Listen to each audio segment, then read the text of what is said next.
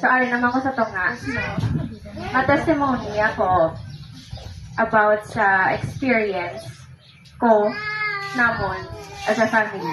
So, friends, family, brothers and sisters, I stand before you today not as an expert in theology, but as a mother and as a witness of God's faith, especially in the face of immense challenges. As many of you know, our family has been walking a difficult path recently.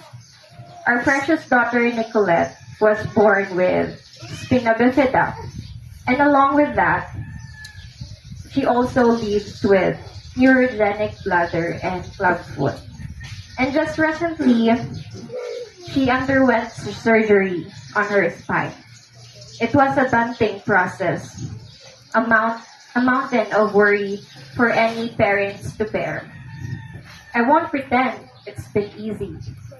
There have been nights filled with tears, days consumed with fear, and moments where the weight of all of it felt crushing. There were times I questioned, why her? Why our family? I struggle to understand. There are questions I know many of you asked in your own lives when you face hardships. But in the midst of uncertainty, in the heart of the storm, something else emerged. Something stronger than my fear, more resilient than my doubt. It was a quiet whisper at first, a flicker of hope in the darkness. It was the unwavering support of our church community, the love pouring in from our friends and family, and the dedicated care of medical professionals who have become like family to us. And it was undeniably the presence of God. Now I understand that faith is a personal journey. What I'm sharing to you is my own experience. For me, God hasn't been some distance or abstract concept. He's been in the gentle touch of a nurse, the encouraging words of a friend, and the strength I found when I thought I had none left.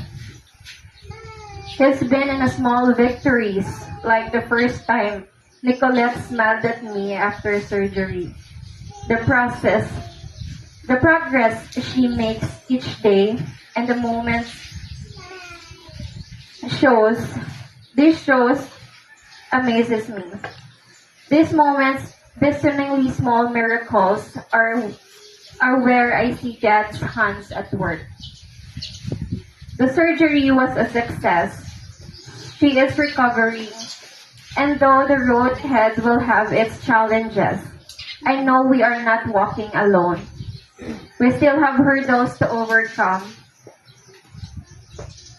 with her bladder and foot.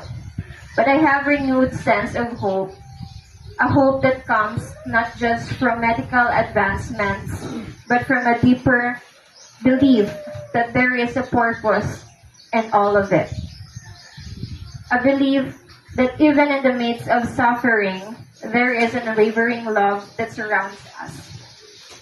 I'm not here to preach. I'm simply here to share my testimony. To say that even in our darkest hours, even when we felt most lost, we found God's presence. We found strength we didn't know we had. And we found hope that continues to light our way forward. So if you are going through a difficult time, please remember, you are not alone. Hold on to hope, lean on to your community, and perhaps open your heart to the possibilities that even in the most challenging circumstances, God is with you. Thank you.